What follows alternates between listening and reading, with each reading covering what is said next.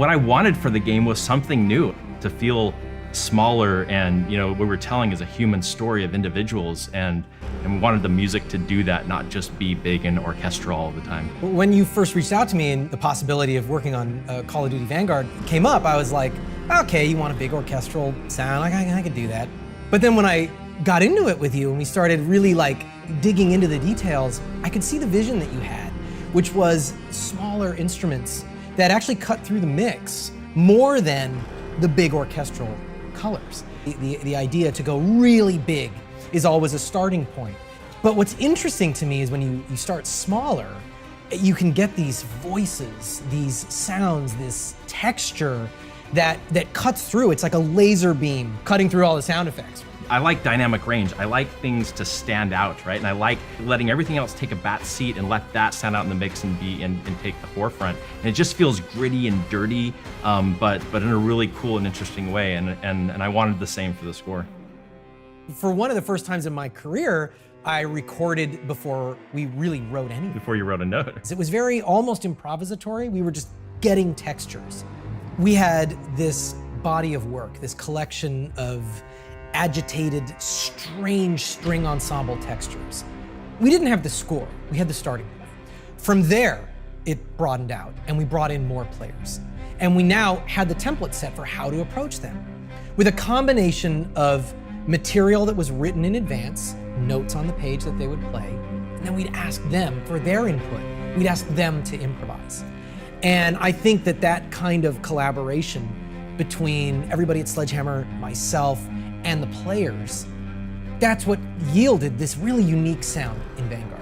I loved that you wanted to work like that, right? I love, because again, experimentation is exactly how I work. We wanted to do something different, and for me, there's always a bit of trepidation in doing something like that, right? Because it's like, oh man, this is Call of Duty, and there's a certain sound that is usually associated with Call of Duty, and we want to sort of break that mold and do something entirely different.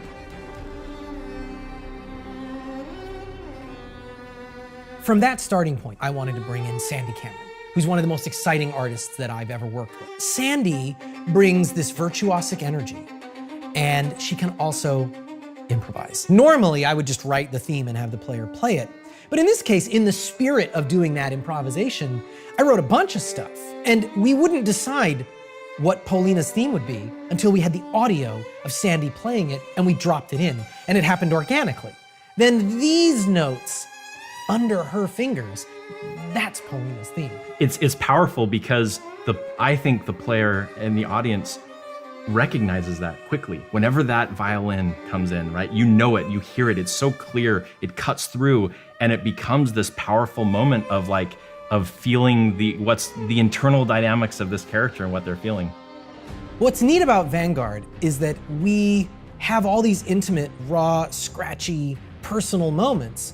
But when we want to be more heroic, when we want to be more emotional, when our heroes come together, in these surgically selected moments, we have this huge orchestra recorded at Abbey Road in London, recorded like a gigantic Hollywood movie.